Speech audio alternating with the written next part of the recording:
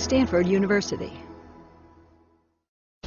Okay, there are all sorts of interesting diseases out there, and lots of them are quite exotic. You've got elephant man syndrome, and you've got progeria, which is a disease where you basically die of old age when you're about 10 years old, and then you've got cannibals eating brains and getting prion diseases, and those are very exciting, and they're great, junior high school papers about disease and such. Oh, no. Okay, come up to the front.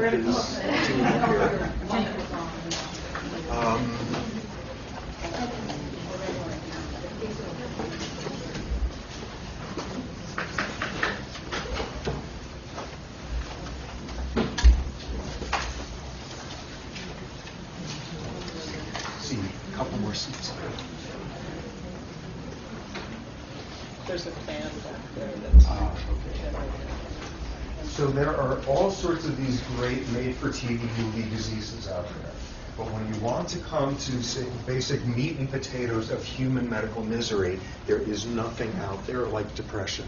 Depression is absolutely crippling. Depression is incredibly pervasive and thus important to talk about. I'll make the argument here today, a number of things, but one critical thing being that basically depression is like the worst disease you can get. And I'll make the argument for that in a bit.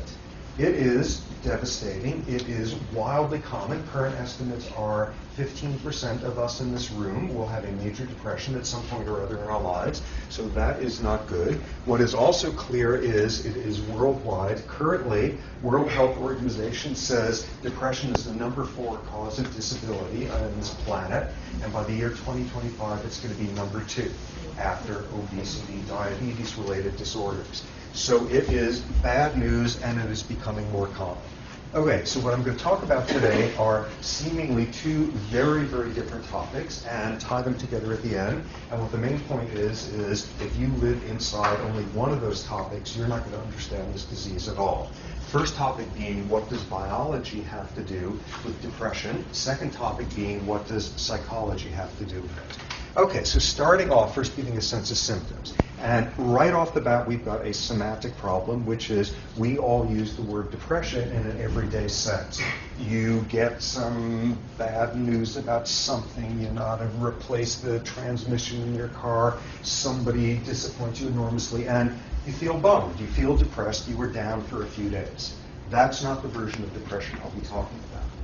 Next version, you do have some sort of large, legitimate loss, setback, whatever, losing a job, unemployment, death of a loved one, and you are extremely impaired by a sense of malaise for weeks afterward.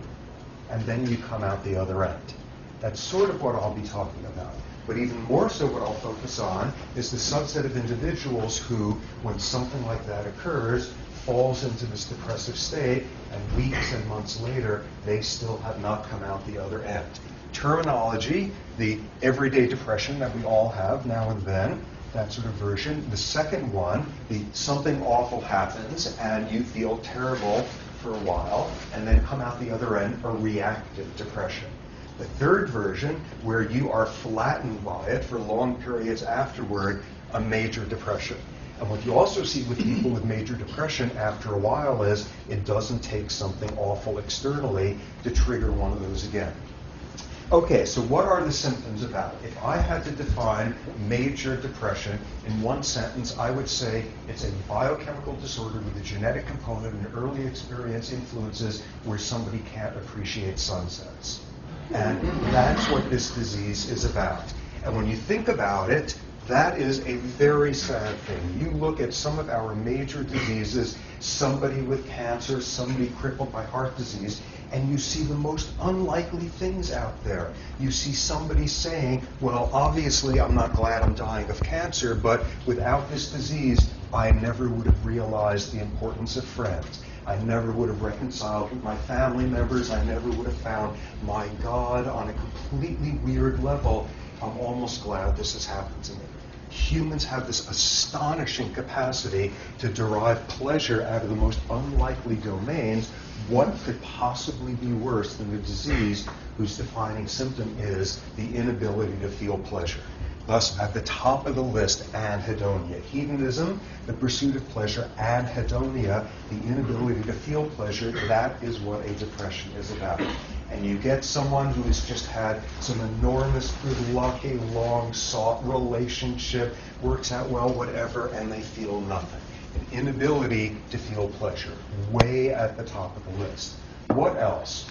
Grief, guilt, and that's where we got the semantic problem again, which is the everyday sort of depression. Something happens, bumps us out, and by definition, we are feeling some version of grief. Often we start obsessing at that point over some miserable thing we did to somebody 12 years ago and sort of despair in that. When you're talking about major depression, the grief and the guilt can be so severe that it actually takes on a delusional quality.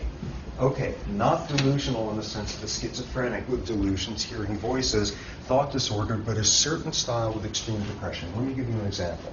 You have late middle-aged guy, perfectly healthy, and suddenly out of nowhere, he has a major heart attack.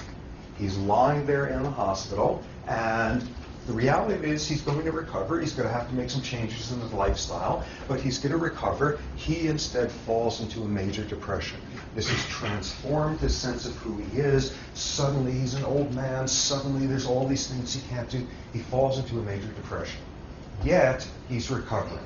Every day his family is in there saying, look, you're just depressed. You're getting stronger. The doctors are saying you're getting stronger. You're just depressed. It happens the hospital is circular. It has a corridor that forms a circle in it. And one day the family is in there saying, you're getting stronger. Look, the nurses said yesterday you did 1 loop around the hospital, and today you did 2 loops. You're getting better. You're getting stronger. And the person says, no, you don't understand. They're doing some construction. Last night, they closed down the outer corridor, and they opened up a new little one, so the 2 versions of this one, 2 loops there, shorter than the large one. I'm getting weaker, I'm going to die. This is like someone expecting to believe that last night they were like beavers digging through the walls there, making this new. This was the father of an acquaintance of mine, a structural engineer. This is what a structural engineer looks like when they're delusional to the point of saying that this is a world in which everything is inevitably getting worse. Depression built around that. Next, of course, one of the most dramatic and one of the most awful symptoms of depression, self-injury. Depressives mutilating themselves at a high rate, and of course, most notoriously, suicide, risks of suicide, and that is absolutely tragic. In teenagers, early adults, that, along with accidents, is the leading cause of death. Major bad news. Another set of symptoms that wind up being important, something called psychomotor retardation. Everything is exhausting. It's exhausting to do stuff. It's exhausting to think stuff. You were there and you can't do the laundry because where's the basket, and you got to find change for the machine, and you got to go get detergent, and just it's too much. Everything is too much, and you fall into this paralyzed state. Something very interesting in that regard. You get someone who is severely depressed, like to the point of hospitalization, and when they are absolutely crippled with psychomotor retardation, that's not when you worry about suicide. This is someone who's having enough trouble getting out of bed and getting dressed each day. They're not going to figure out how to shred the hospital mattress and make a noose out of it. Where you've got your problems is when somebody begins to get better from a severe depression, when they're starting to come out. That's where the psychomotor retardation relieves enough that suddenly they've got the energy to do something catastrophic. That's when people are on suicide watches, when you have clinicians who are oriented well. Next, something really interesting. And in lots of ways, the single point I want to hammer in here over and over and over is something that people with depression constantly battle with. Back to semantics. We all get depressed. Bad stuff happens to us. We all get depressed. We feel lousy. We feel withdrawn. We feel sort of a sense of grief, and we're not taking much pleasure, and we withdraw. And then we get better. We cope. We heal. We deal with things in life. What's the deal with you that you can't do that? And there's this lurking sense, given that all of us have periods of being depressed and come out the other end, When you look at people who instead go down and stay down there to this crippling extent, there's always this little voice between the lines there of, come on, pull yourself together. We all deal with this sort of thing. I will make the argument throughout here that depression is as real of a biological disorder as is juvenile diabetes. And you don't sit down a diabetic and say, oh, come on, what's with this insulin stuff? Stop babying yourself and pull it together. You will see this is just as much of a biological disorder. Part of what makes that clear are a bunch of symptoms called vegetative symptoms. The bodies of major depressives work differently. First set of symptoms. No surprise, lots of people have trouble sleeping when they're having everyday off-the-rack depression. There's a certain pattern with people with major depression. What would you think? You're depressed, you have trouble falling asleep, toss and turn. That's not what you see with a major depressive. Instead, you wake up early. You wake up 4 in the morning, 5 in the morning, you're exhausted, but you're not going to sleep. Early morning awakening. You wind up in an emergency room somewhere, deeply depressed, and the clinician there better ask you at some point, how's your sleep been? Do you tend to wake up early in the day? Early morning awakening, classic sign. Additional thing, while sleeping, sleep is not this monolithic process. There's all these different stages of sleep, slow wave sleep, deep sleep, REM sleep, all of that. There's a structure and architecture to how we sleep, sort of 90-minute cycles as you go through the different phases. You look at the brain of somebody with depression while they're sleeping, and these different phases are completely disordered. The whole structure of sleep goes down the tubes. Look at somebody when they're sound asleep and their brain sleeps differently. This is not, oh, come on, stop babying yourself. This screams biology. More versions of it. Most of us, what we do when we're feeling kind of down is we eat more, out of this general belief that when you feel unloved, carbohydrates make you feel better. And bizarrely, there's actually a brain chemistry of it, of carbohydrates decrease stress hormone release. So for most of us, you're feeling bummed out about things, you eat more. That's not what you see in major depression, decreased appetite. Another thing you see is activation of the stress response. A class of stress hormones are highly elevated in people with major depression. You also have overactivation of something that's called the sympathetic nervous system, adrenaline. Overactivity of these components of the stress response, and that's really important. Because you look at someone with a major depression who's just mired in this psychomotor retardation stuff, and there's this temptation to start thinking about them as some sort of like sea sponge, some invertebrate thing, where you're just so wiped out, you can't even get out of bed. It is just debilitating in that sense. That's not what's going on during depression. What you have instead is somebody whose body is blasting through their overactivated stress response, this enormous battle, all of it going on internally. And the fact that you see changes like these tell you this is not, oh, just so wiped out you can't even activate. This is someone whose body is having a massive stress response 24/7. There's a huge battle going on, and it's all internally, increased metabolic rate, increased muscle tone, all of this again screaming biology. The final thing that says tons of biology is lots of people with major depression have rhythmic patterns to the depression. You will get somebody where they will fall into a depression, where it will have 2 months of extreme severe symptoms, debilitating, come out the other end, and a year and a half later, the exact same pattern, a year and a half later, exact same thing. You have some people who only get their depressions during the winter. Something known as seasonal affective disorders, SADS, and this is someone where something horrible happens to them in June, and they feel sort of sad for a couple of weeks, and they come out the other end, and nothing happens in January, and they fall into a depression, and they're hospitalized for a month and a half, just like every January for the last 10 years. And you see that, and that is all about biological clocks that are out of whack there. It's biology. This is not, oh, come on, pull it together. Okay, so hopefully what that begins to introduce is the notion, amid all these debilitating symptoms, these are ones that are about biology. These are bodies working differently. So starting to focus in more on the biology of it. What's going on in the brain in major depression? What I'll start off with is the chemistry of it.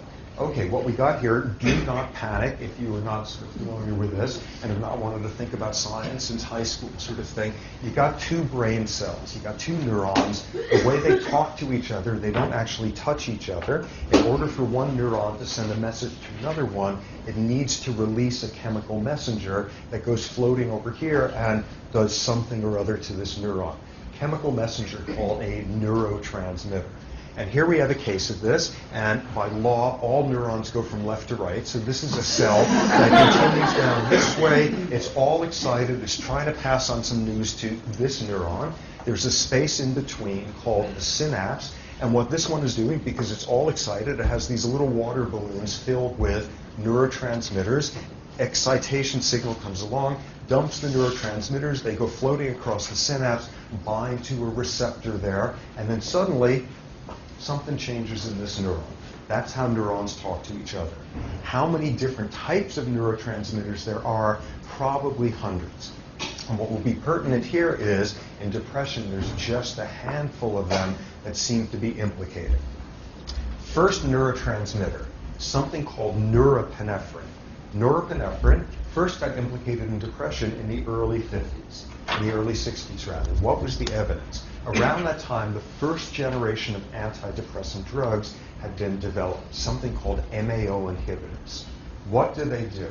Okay, so you got your neurotransmitters released because this neuron's excited. What do you have to do? It comes out, it does its thing with receptors, and then you have to clean up after yourself. You've dumped all this stuff in the synapse. What do you do then? You got two options. You can take the neurotransmitter and you can be green in your orientation. You can recycle it. You could take it back up in here and stick it back into one of these. You can do this recycling business. Or you could be terrible and carbon footprint. You can throw out your neurotransmitter. There's like enzymes sitting around here that break it up and flush it down the toilet. What's the toilet? Out into your cerebral spinal fluid, your bloodstream, your urine, whatever. So either recycling or degrade this stuff. So what do these MAO inhibitors do?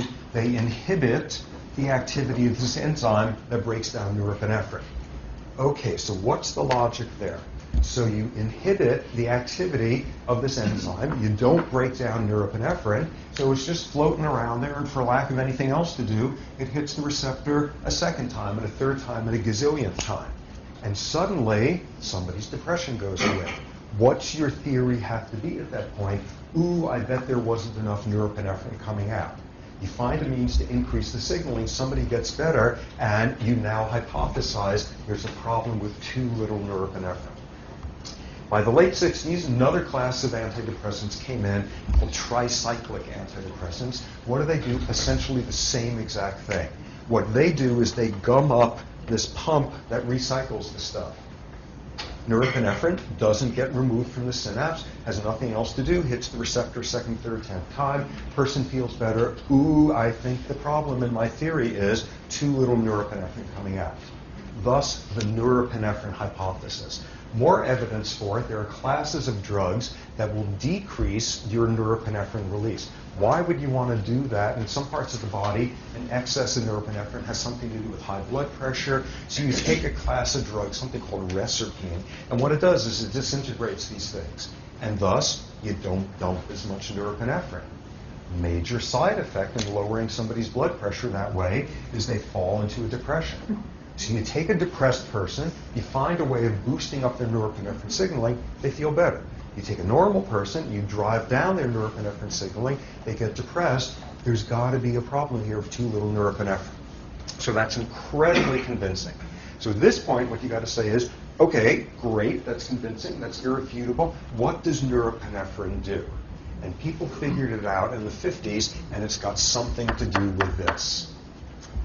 Take a rat and take a certain part of the brain, you put an electrode down in there where you can stimulate the neurons, you can force them to talk to each other when otherwise they have nothing to say, stimulate this pathway, and what you do is you make a rat unbelievably happy. Okay, so of course the question is, how do you tell when a rat's on the moving pathway? And what you do is you make it work in order to get stimulated there. It presses a lever, and it presses a lever 25 times, and it gets a little buzz there, and it does another time, and rats will work themselves to death to get stimulated in this area. It is better than food. It is better than sex. If they're addicted to a drug and going through withdrawal, it is better than the drug. And what you see is this mediates pure pleasure. And this was called the pleasure pathway in the 1950s. So of course you look at it, and then what you have to then say is, ooh, do we have the same pathway? Can I get a new one? Can I get a second one? Shortly after that, people went looking and saw the exact same thing in humans. And this would be during neurosurgery, sort of classical neurosurgical techniques. You don't anesthetize the person. The brain doesn't feel pain. Once you've anesthetized the skin and the skull, you get through there, and you can actually keep somebody awake during surgery. And they used to need to do that because you put your little needle down in one part of the brain, and the person flaps their arm, and another part, and they say the Pledge of Allegiance or whatever. And then you look at your little road map, and it says, okay, go 3 neurons and make a left. People had to do that. So it was around the early 60s that people started stimulating the same area in the human brain. And it is unbelievable what you got. There was transcripts of some of these, and you read it, and the person is going on, and they're saying stuff like, oh, that's great, that's kind of like sex, but you know when you have this itch, and finally you get to scratch it, and then, oh, it's like getting back into bed. And you know, remember how, like in the fall, you'd go out and play in the leaves, and Mom would call you in, and she made cookies, and then you get into your jammies with the feet on. They just go on like that. Where can you sign up and have this happen? The same exact sort of theme as in a rat. And it was around that time that people discovered that in this pathway, it uses norepinephrine. Aha. So if you've got a shortage of norepinephrine in that part of the brain, what have you just explained? That's the loss of pleasure. Great. Utterly convincing. Here's all the reasons why you shouldn't be convinced. Problems began to emerge. First problem was there's something weird with the time course. You throw in any of the drugs I just talked about, and norepinephrine signaling is changing within like an hour. You put a depressed person on those drugs, and they don't get better for a couple of weeks. Something isn't working there. So that was mysterious. Next problem was, it turned out norepinephrine is useful in this pathway. Another neurotransmitter turned out to be even more important, neurotransmitter called dopamine. Dopamine, cocaine works on dopamine systems. So suddenly norepinephrine is just a minor player in this pleasure pathway stuff. But the biggest problem came in the late 80s with the introduction of Prozac. Prozac, which is an SSRI, a selective serotonin reuptake inhibitor. What that does is work on a completely different neurotransmitter system, this neurotransmitter called serotonin. What that drug does is it does the same deal. It stops the reuptake, increased serotonin signaling, and then what's your hypothesis? Ooh, you give somebody a Prozac SSRI, they feel better. I bet you there was too little serotonin. So it was during this period where there was just endless tragic, drive-by shootings of norepinephrine people by the serotonin crowd and the other way around. Huge, huge controversy. And of course, like the middle of the road liberals, why can't we all get along, would start sort of suggesting that, oh, maybe it's got something to do with norepinephrine and serotonin and dopamine and everybody hold hands and that's absolutely what's going on. The best evidence at this point, to be insanely simplistic, is that dopamine has something to do with the anhedonia, an absence of dopamine. The absence of norepinephrine has something to do with the psychomotor retardation. The absence of serotonin is this obsessive sense of grief. And interestingly, supporting that notion is you can have an obsessive sense of something else. You can have an obsessive need to keep your utensils perfectly symmetrical and obsessively wash your hands 8 hours a day. Obsessive compulsive disorder, that's helped by SSRIs like Prozac as well. Whatever it is you are just perseverating over like mad, increasing serotonin signaling can help. So you've got at least 3 different neurotransmitters relevant to the pleasure, the psychomotor retardation, all of this, all sorts of other leads floating around in the field. There's a neurotransmitter called substance P, and what substance P is about is pain. like poke your finger and your spinal cord, there's neurons there are releasing substance, be talking to each other. It's about pain. It's about chronic pain syndromes. It's about whole body burns. Everybody knew this. And then it was discovered that if you get a drug that decreases substance P signaling, sometimes depressives get better. What does that suggest? It is not just a metaphor of depression as psychic pain. Your body is using the same brain chemistry to feel this sort of psychic pain of depression as just telling you, ooh, I just stubbed my toe. Interesting similarities there. Okay, so we got something about the neurochemistry. How about the neuroanatomy, the structure of the brain? And what you've got here is, this is the human brain. This is exactly what it looks like. It comes in 3 colors. And this was this formulation that came out during the 40s called the triune brain concept, which winds up being really, really inspiring for me. Down here at the bottom, you got the really boring nuts and bolts part of the brain. And this was termed, this is the reptilian part of the brain. Take a lizard, and it's basically the exact same stuff down there. What does this part of the brain do? Like regulatory, boring things. It measures your blood glucose levels, or if your blood pressure is dropped, it sends out a signal to tighten up your blood vessels. Just total boring plumbing type issues. Sitting on top of it is a much more interesting brain region called the limbic system. Limbic system is about emotion. You don't see a big limbic system until you get to mammals. Lizards are not famous for their emotional lives. Limbic system is much more about emotive stuff, fear and lust and anger and rage and poignance and God knows what. What you've got there are all sorts of ways where the limbic system talks to this part of the brain. And what it does is, rather than you being hemorrhaged, ooh, part this brain where your body getting cold, whatever, you're some, elk, and there's some scary other elk there that's got you all upset, and you start secreting stress hormones. That's your limbic system saying, ooh, I don't like the smell of that guy talking down there. All sorts of means by which your emotional part of the brain can talk to stuff down here. Then you got the really interesting area. Up on top, the cortex.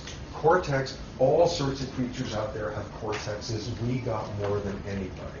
It is this hugely expanded area. In primates, we proportionally have the biggest one out there. What does cortex do? It makes you do your taxes, and it does like processing visual information and tells you, aha, that's, punk rock, and that's not Beethoven, and all sorts of sensory stuff, associative cortex things. But then there's an interesting part of the cortex that's very relevant to all of this. Okay, suppose you finish the lecture, you go outside, unexpectedly you are gored by an elephant. What are you going to do? You are going to activate your stress response. You may feel a sense of grief at that point. You may kind of hunker down at that point, a little psychomotor retardation. Appetite, there goes the dinner arrangements. Sex may not be the most appealing thing under that context. You are having a stress response in response to the sort of insult that this part of the brain is thinking about. So what's a depression? You sit there and you think about kids in refugee camps, you think about the inevitable mortality of your loved ones, you think about whatever, and suddenly your body does the exact same thing as if you were gored by an elephant. And what's going on there is you get the feelings, the abstract sort of depressive stuff there, and this part of the brain is able to make the rest of the brain go along with it as if this was an elephant goring you. On a certain totally simplistic level, what depression is about is the cortex whispering in the ear of the rest of the brain, saying this is as real as you were just physically assaulted by some sort of predator, whatever, and you turn on the exact same thing. On a very simplistic level, what a depression is a cortex having too many sad thoughts and getting the rest of the brain to go along with it. Okay, so that's how you think about depression, which is insanely simplistic. You can come up with an insanely simplistic treatment for depression, which is get yourself a pair of scissors and just and separate that part of the brain from the rest of it, and you're home free. That's your, oh yeah, right. Well, that's certainly an advance in medicine. That is a medical procedure. It is called a cingulotomy. The part of the cortex called the anterior cingulate, a cingulotomy or a cingulate bundle cut. And what you do is you sever this pathway. And people get less depressed at that point. Okay, when does this happen? This is someone where every type of medication and every type of therapy and electroshock interventions and all of that has been tried, and every combination, and they're still on the back ward of the state hospital slashing their wrists every 3 months. That's when people try this. And the amazing thing of this desperate measure is people get less depressed at this point. Okay, so at that point you may want to look at that and say, well, anything else about these people when you've gone through there and just snipped away? Mind you, this is not a frontal lobotomy. Frontal lobotomy is doing something very undefined up there, but instead you're disconnecting here. What else is up with somebody when you've just disconnected part of their cortex from the rest of the brain? Ooh, insofar as the cortex can come up with abstractly sad thoughts and get the rest of the brain to go along with it, maybe the cortex also comes up with abstractly pleasurable thoughts and gets the rest of the brain. Have you just wiped out somebody's ability to have abstract pleasure? Absolutely. So suddenly you are off and running with a great philosophy term paper. Ooh, it's important that we have pain in order to have pleasure and all. This is nonsense. You get someone who's a candidate for this procedure back in the state hospital there with a wrist scarred over, and this is not somebody feeling a whole lot of abstract pleasure anyway. So what does this tell us? You come up with some ridiculously simplistic explanation that, ooh, you make it impossible for this sad part of the brain to whisper sad thoughts to the rest of the brain. The best people in the field thinking about this can't come up with anything a lot more sophisticated than that. So that tells you something about the brain structure with depression.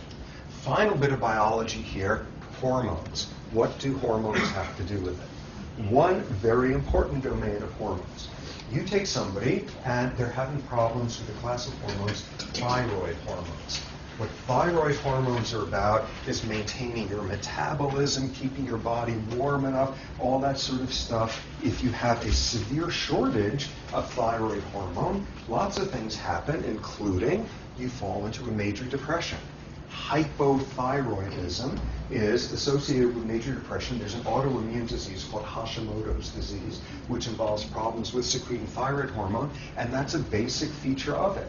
And somebody comes in, and you diagnose it, and you give them normal levels of thyroid hormone, and away goes their depression. Lots of lessons with that.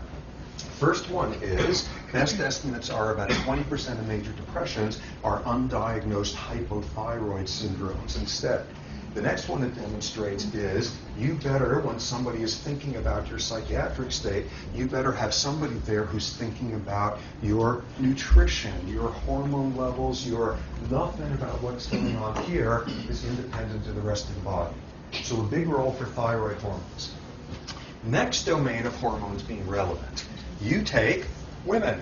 You take women and they have a higher incidence of major depression than men do, approximately twice the rate. In addition, women have their highest vulnerability to depression at certain points in their reproductive life histories. After you've given birth, a post-parturition depression, around the time of your period, around the time of menopause, all of these scream biology. So you look at why women have elevated rates of depression, and there's biology, there's all sorts of other schools of thought that have gone into it. There are ones having more kind of sociological framework, lack of control can cause depression in society after society. Women traditionally have less control, no wonder they fall into more depression. There's another school that focuses on a certain style of emotional differences you see between the genders. On the average, women tend to ruminate more on emotionally upsetting things, to focus in on them more. And this sounds totally stereotypical, and when you do the studies, there's overlaps between individuals, but nonetheless, on the average, what you see is these sorts of studies where you get someone after they've just had a fight with a close friend, and what do women do when they give a choice of a whole bunch of activities? They choose to fill out questionnaires about how they met their friend, and what the nature of the relationship is, whether the friend have a good marriage, and all of that. You do it to guys, and they fill out questionnaires about, like, trivia questions about the Civil War. Oh my God, they can't express their emotions, no wonder they're impossible. And of course, again, individual variation, this is highly stereotyping. On the average, though, women ruminate more on upsetting emotions than men do. So that is solid science. What is completely unsolid science is the speculation at that point that if you ruminate on bad feelings, you're more prone to a depression. So that's a whole emotional regulation argument. But you come back to that business of women are most at risk for depression in the 2 weeks after giving birth, around the period of their periods, menopause, and that's all about hormones. And by now, there's a huge literature having to do with the effects on all that stuff over there of estrogen and progesterone, and probably most importantly, the ratio of estrogen to progesterone and what's going on around giving birth, one's period. Levels of this stuff is just shooting around all over the place, and the sense is something goes out of whack with the ratios there, and everything about estrogen, progesterone, and the ratio can change the number of receptors for these neurotransmitters, the extent to which you do this reuptake pump. Whatever depression is going to turn out to be on this nuts and bolts level, estrogen and progesterone can do something to it. Final class of hormones that are relevant. A class of hormones released during stress. Okay, what's the most famous stress hormone on earth? Adrenaline. Adrenaline is this vastly overrated hormone that I despise because there's a much more important stress hormone out there to which I've devoted the last 30 years of my life. Class of stress hormones called glucocorticoids. They come out of your adrenal gland during stress. The human version is hydrocortisone, also known as cortisol. All sorts of other species out there, you secrete these glucocorticoids when you are stressed. You look at people with major depression, and about half of them have elevated levels of glucocorticoids through the roof. There is something out of whack with the regulation of this stress hormone during depression. What's that about? That's back to people with depression are not invertebrates sitting there in their beds. These are bodies undergoing massive stress responses. There's a huge emotional battle going on, all of it inside their heads. So elevated stress hormone levels.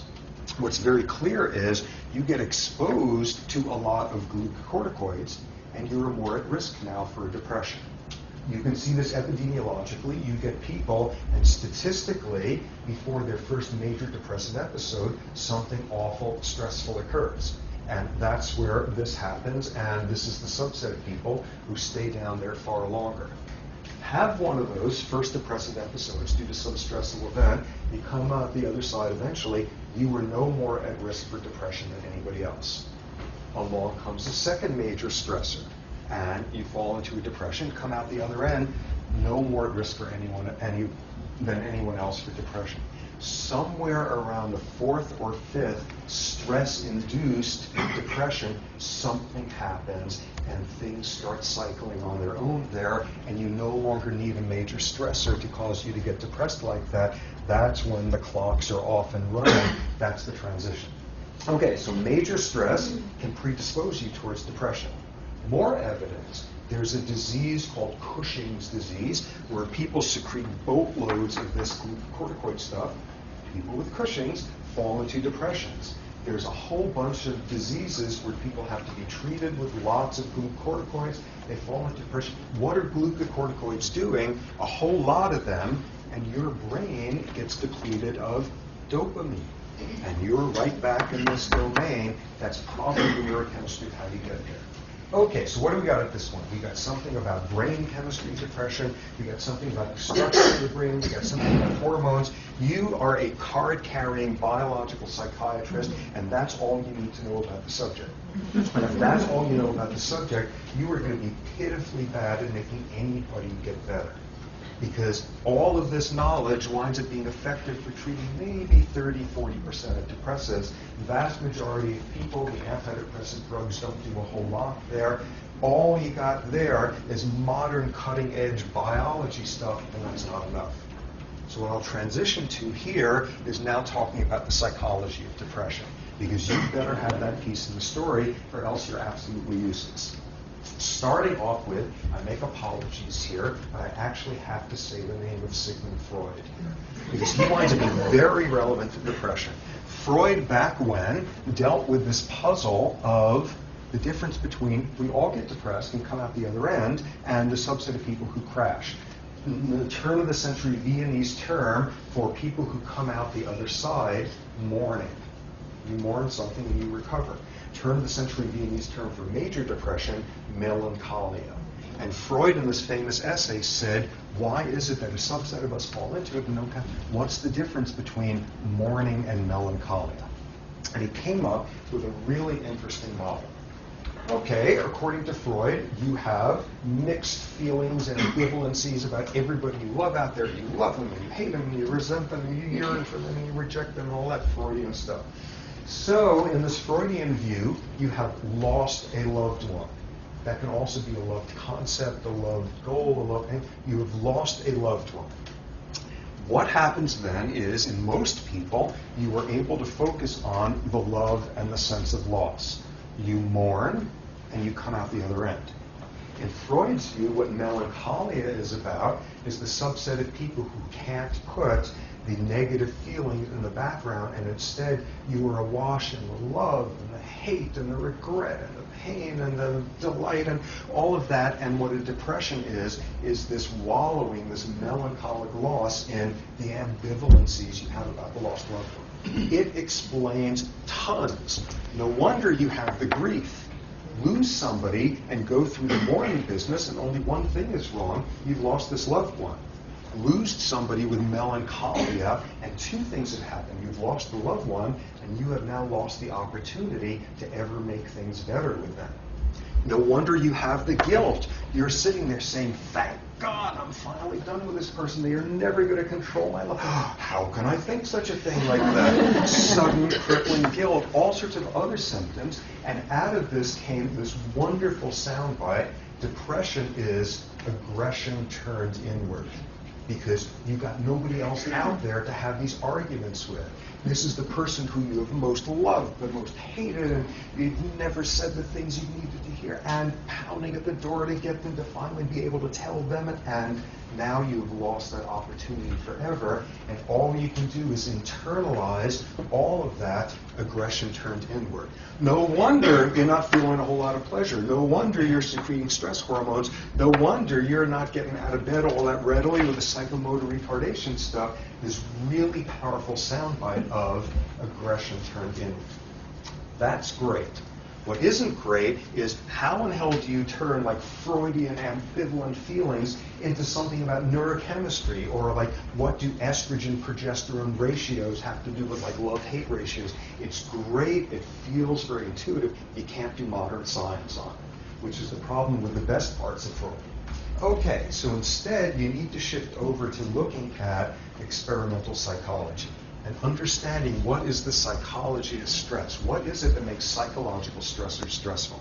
And an enormous literature now shows that for the same external misery, you feel more stressed, you turn on a stress response, you're more at risk for stress-related disease if you don't have outlets for the frustration caused by the stressor, if you feel like you have no control over what's happening, you have no predictability as to when it's occurring, and you don't have anybody's shoulder to cry on. This is what psychological stress is about. And what a depression is pathological extremes of this. You fall into the cognitive psychology soundbite of what a depression is. It's learned helplessness. It is learning to be helpless. Something bad happens to you, a rat, getting some shocks now and then, you, a human experiencing some loss, and the logical thing you should do is learn, this is awful. When I'm in this situation, there's not a damn thing I can do about it. It's awful, I feel terrible, but this is not the whole world. And what a major depression is about is you sit there and you're that rat, and in this setting, you get uncontrollable shocks, but put you in another setting, and just by hitting the lever a couple of times you avoid the shocks, you don't bother doing it because you've learned to be helpless. Just like a human depression. What learned helplessness is taking a circumstance where by any logic, again, you should be saying, this is awful, but it's not the whole world, and do this cognitive distortion and decide this is indeed the entire world. And I have no control, I am always helpless, I am always hopeless. This is the psychology of what a depression is about. At that point, you don't have a whole lot of trouble seeing how you wind up in here, stress, effects on some dopamine, all that sort of stuff. Okay, so we've got two extremely different viewpoints here as to what depression is about. Modern biological stuff, and this totally different world of psychology, loss, lack of control. One version of it, one of the most reliable findings in the whole epidemiology of depression is lose a parent to death when you were under 10 years of age, and for the rest of your life you were more at risk for a major depression. This makes perfect sense. What is a lot of what's going on during your first 10 years of life? You were learning about cause and effect. You were learning about, you're learning, is this a world out there where I have any sort of efficacy, where I have any sort of control? And you have just learned in the most big time awful way, there are things you can't control and sometimes they are awful. And what have you just learned? There's all sorts of reasons where one can be helpless. And you're that much closer to this edge of this learned helplessness cliff for the rest of your life. Extremely powerful model here of that. So you got all the biology stuff. You've got this weird Freudian aggression turned inward, which just feels right, but you can't do modern science on it. You got this whole world. How do you begin to put this world and that world together? And the critical link turns out to be stress. Stress is the intersection of the two in a very interesting domain. Okay, depression is a genetic disorder. What do I mean by that? Depression has some degree of heritability. Depression tends to run in families. Depression runs more reliably as you look at closer and closer relatives, and you eventually look at identical twins, and if one of them has depression, the other has a 50% chance. Full siblings who are not identical twins, 25% chance, half sibling, about 8%, person off the street, about a 2%, 50% chance when they share the identical genes. What does that do? That tells you this is a disorder that has a genetic component. What does that also tell you? If we've got 50% likelihood, if you've got all the genes in common, and you've got a 50% chance of not getting the depression, it tells you genes are important, but they're not more important than any other component. So genes in depression are not about inevitability, they're about vulnerability. So what is the vulnerability about? A few years ago, people discovered a particular gene that's really relevant to whether or not you get depression. What was exciting about that? It was a very clear finding. It has since been replicated. What else was exciting about it? It made sense. This was not some weirdo gene having something to do with how your big toe functions. This was a gene having something to do with serotonin. And this was a gene relevant to this whole reuptake, pumping business, all of that. The main point of it is this gene comes in two different flavors. Each one of us has one of the two versions. And you immediately get this prediction, one of the versions, by all logic, should be predisposing to depression. One of them is the one that should get you in more trouble. So what does it look like when you go and study it? First paper that reported this a few years ago, and this I suspect is going to wind up being viewed as the most important paper in biological psychiatry for a quarter of a century. This was this massive study where a bunch of researchers looked at 17,000 kids growing up in New Zealand, following them year after year and looking at the genetic makeup of these individuals, and then asking in their early 20s, who's got problems with major depression? And then asking this critical question, what does it have to do with this gene? Does the version of that gene that gets you into trouble, by all logic, is that going to set you up for more of a depression? Are you more at risk for depression if you've got the bad version of the gene? And back comes the finding, which is no, it doesn't increase your risk. You look here, and what's your likelihood of depression? And you got the good version, and it's this likely, and you got the bad version, and it's this likely. Doesn't make a difference unless something else is going on, unless you have a history of exposure to major stressors. And what you were able to do is quantify how many major stressors somebody has had during their childhood, their development, and that involves parental divorce and physical abuse and death of family member, all that sort of thing. And what you see is in the folks who have the good version of the gene, as you have more and more of a history of major stressors, your risk of depression goes up, absolutely. Now you look at the people with the bad version of the gene, and as you have more and more of a history of stress, your risk of depression does this. And when you look at the major history of stressors, a 30-fold difference in the likelihood. This is not about, ooh, genes control our brains and genes control our behavior. This is a gene that is relevant to how readily we pick ourselves up after life has dumped us on our rear ends, how readily we recover from stressors. What's the final piece of that story? Glucocorticoids regulate the function of this gene. All the pieces fall into place there.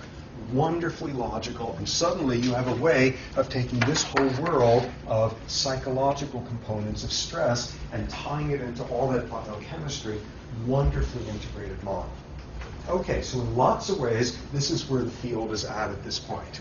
And what should mostly have come through here amid all this minutia and factoids and all of that is the role of stress and the intersection of the biology and the psychological stuff, and childhood as a very important time to imprint how vulnerable you are to depression for the rest of your life. But again, the single thing I want to emphasize over and over, implicit in everything on that left side of the board there, which is this is not, oh, pull yourself together, we all get depressed.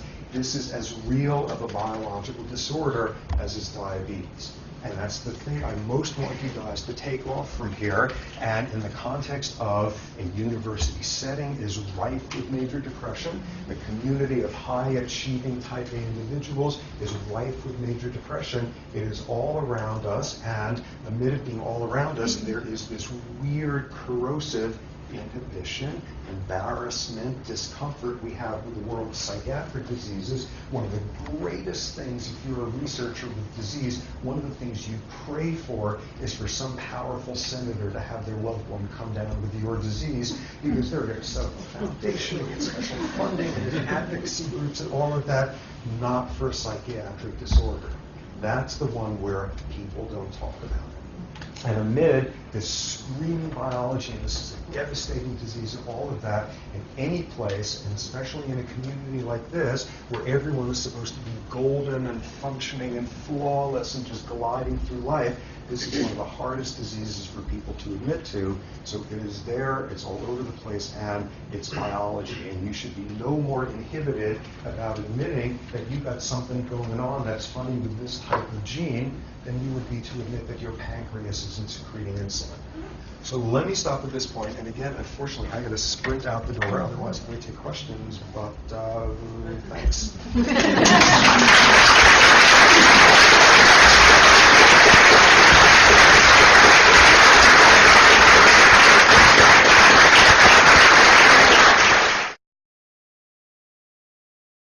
For more, please visit us at stanford.edu.